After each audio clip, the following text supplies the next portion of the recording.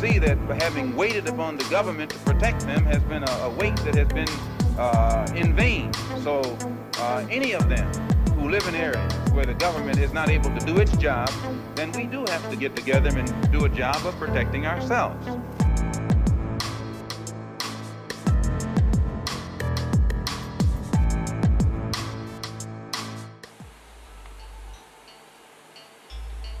Education is that whole system of human training, within and without the schoolhouse walls, which molds and develops men.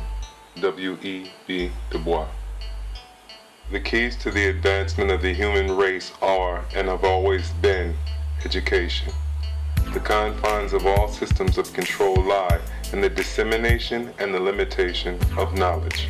Henry Ford said, "It is well enough that the people of the nation do not understand our banking and monetary system, for if they did, I believe there would be a revolution before tomorrow morning." Henry Kissinger stated, "Who controls the food supply controls the people. Who controls the energy controls whole continents. Who controls money controls the world." Zbigniew Brzezinski said, "We have a large public that is very ignorant about public affairs and very susceptible to simplistic slogans by candidates who appear out of nowhere, have no track record but mouth appealing slogans.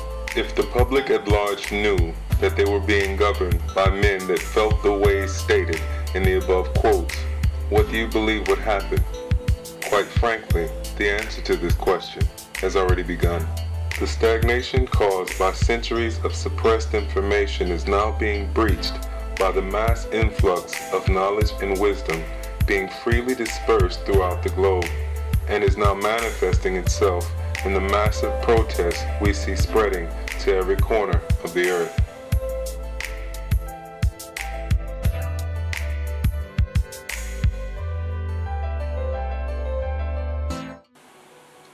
The internet, social media, and translation software have played a large part in the awakening process of the masses. This being the reason for governments trying frantically to pass internet censorship bills like SOPA, the Stop Online Piracy Act, or PIPA, the Protect IP Act, both defeated in 2012 by online activism. Then came the Cyber Intelligence Sharing and Protection Act that was introduced in 2011, but after passing the House of Representatives, stalled in the Senate in February 2013. Then a similar bill, the Cybersecurity Information Sharing Act, was introduced in 2014 by the Senate and has just been reintroduced as of January 2015. Senator Jay Rockefeller, former Senate Intelligence Committee Chairman, stated, "It makes you wonder if the internet should have never been invented," in an attempt to drum up support for the Cybersecurity Act of 2009. All of these bills were created to stifle political dissent over the internet, which is helping to awaken the people. Though this is not the first time in our history that the people of the U.S. began waking from their slumber, only possibly to be violently knocked back out, as we saw in America's bloody campaign to quell the civil rights movement that rocked white, Black, Latin, and Native communities.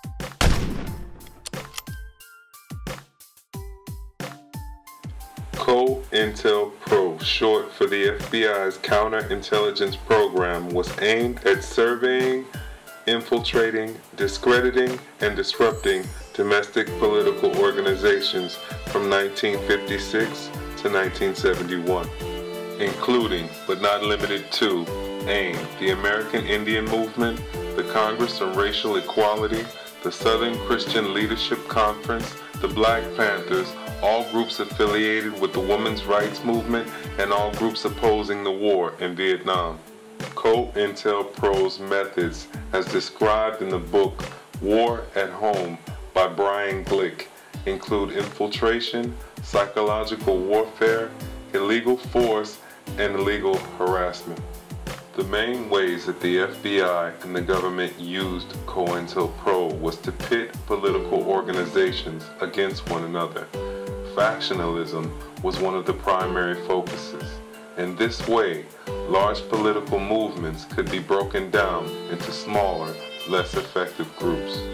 But the true primary focus was to take out the leadership overtly or covertly. An overt example would be the assassination of Fred Hampton during a no-knock police raid, which was found out later to be a Cointelpro operation. The organization will be the first organization they'll move on, because I happen to be a part of the organization, the Black Panther Party. That is the only organization, in fact, that has came out and stood up loud and clear saying that we don't care what anybody says, whether they have guns or not, and badges or 18 uniforms. If whenever they step outside the bounds of legality into the bounds of illegality, then we'll blow their brains out if they're bothering the people. And what makes them mad about that? They're constantly bothering the people. Anybody that's out there for the protection of the people happens to be in direct conflict with them. What makes them mad about it? What makes them mad about it is that they have black people and white poor people and red poor people and Puerto Rican poor people and Latin American Puerto Rican people of poor people of all descents. They had them caught up in the movements based on racism when the Black Panther Party stood up and said that we don't care what anybody says. We don't think you fight fire with fire best, we think you fight fire with water best. We're going to fight racism, not with racism, but we're going to fight with solidarity.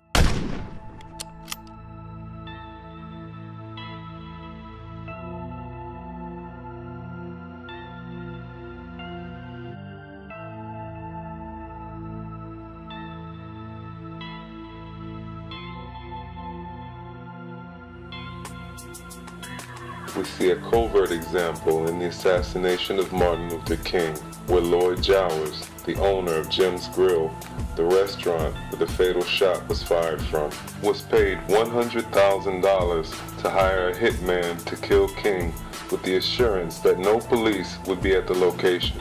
In 1999, a Memphis, Tennessee jury unanimously found the United States government guilty in the conspiracy to assassinate Martin Luther King. The King family was awarded $100, in which they donated the minuscule amount of money to charity. All of this can be credited to statement number 2 of the Cointelpro long-range goals, which states, prevent the rise of a black messiah who could unify and electrify the militant black nationalist movement. And even though Dr. King was not militant, he was the first name on the list.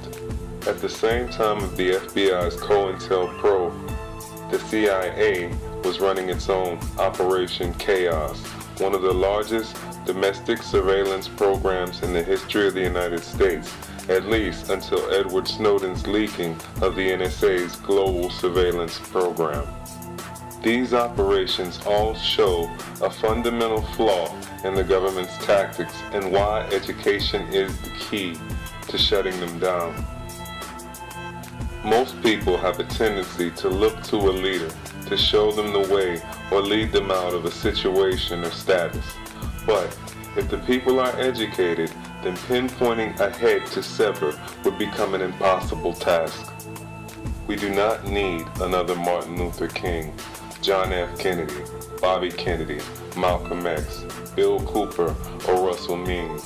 What North America needs is 321,362,789 of them. And at this point, we are well on our way. As our journey comes to a close, I implore you to look not only at the world around you, but to elevate yourself out of your current situations and gain a higher perspective of the interconnected nature of the confines of the systems that govern you and how they affect the world at large. A vantage point is a position or standpoint from which something is viewed or considered. The level of your vantage point dictates how well you can perceive and gain situational understanding. Military leaders use large aerial maps to keep a real-time understanding of movements of forces, weather patterns, terrain, and other variables to maintain the edge that will lead them to victory. Our conditioning has led us to believe that our battlefield extends from our person, ends in our community, our state, or an entire country, depending on our perspective. But the truth is that it starts in your mind and extends to infinity. Therefore, it is essential for all of us to gain the highest vantage point possible, which is only achieved through learning and sharing what we have learned, but with respect to the perspective of those who we teach and whom in return teach us. John Henrik Clarke stated, "Powerful people cannot afford to educate the people they oppress, because once you are truly educated, you will not ask for power, you will take it." And this is exactly the state of mind one must achieve to gain true freedom. For if it is not attained, you are merely living under privileges granted by an oppressor. The fact is that all systems of control are maintained by lack of knowledge and the people's compliance to live under them. But as the veil that hides the government's inner workings fades and more people begin to see that our financial system is based on a lie, our healthcare system is based on a lie, our educational system is based on a lie, the very democracy that we supposedly live under is based on a lie. Ask yourself, why is the seat of our government, Washington, D.C., a foreign country, a city-state within the United States, but not part of the United States? Why is the very seat of our financial system, the Federal Reserve, a privately owned corporation? Why, if education is the foundation of all we create, the national student loan debt over $1.2 trillion and rising and not free? The answers to these questions will push you to a clearer understanding of causes and effects, and in turn will allow you to better choose your battles and your allies. The war on terror, the war on drugs, and the war on poverty all come down to ideologies, which means there is no way to go to war with them. The only way to fight an idea is through education and the creation of options. These are words. They have no names, they have no addresses, so it becomes physically impossible to fight them. But the corporate so-called elites, politicians, crooked pigs, and the think tanks that created and maintain these systems of control do have names and do have addresses. So if you are compelled and are forced to fight, then direct that fight to the people at the root of that cause, and not the people who constitute the effects, or the words or slogans that only constitute ideologies. This decadent, decaying system is falling, but a new system, more repressive than the old, is waiting to replace it. This is a global issue and it demands a global response. So if you wish to stop it, then let us all, in one multifaceted voice, proclaim, our time is now.